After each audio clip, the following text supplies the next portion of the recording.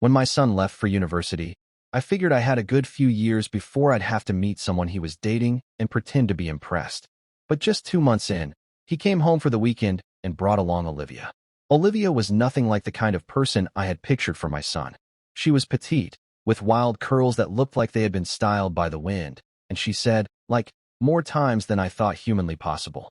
She was polite enough, but her breezy, casual manner rubbed me the wrong way from the start. My son was always driven, organized, and full of plans for the future. Olivia, on the other hand, seemed like she floated through life without a schedule or a care in the world. I tolerated her visits, but barely. For weeks, whenever she came over, I kept my responses to her questions short, sometimes just nods or grunts, then buried myself in a book or scrolled aimlessly on my phone until she left. She never seemed offended, though. She'd always smile, act as though we were already good friends, and keep showing up with the same relaxed attitude. Then came the Sunday lunch. My wife had cooked a roast, Olivia joined us, and we all sat down to eat. Things were fine until my wife and son realized we were out of cream for dessert. They decided to run to the shop, leaving me alone with Olivia for the first time. The silence was excruciating.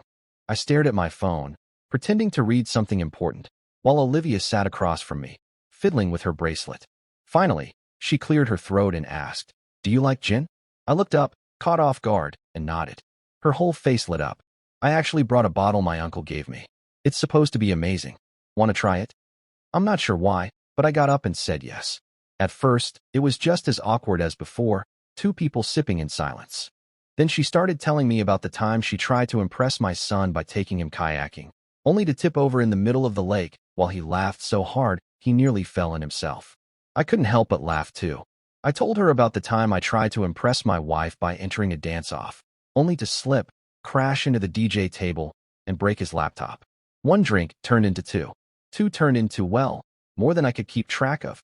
We talked about everything: music, books, travel disasters, awkward teenage memories. I found out Olivia wasn't as directionless as I thought. She was saving up to open her own cafe. She wasn't careless. She just didn't stress over what she couldn't change. By the time my wife and son came back, we were loudly singing along to an old pop song we barely knew the words to. My wife looked unimpressed.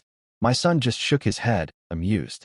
Olivia looked over at my wife and said, "Your roast is the best I've ever had." I completely lost it laughing.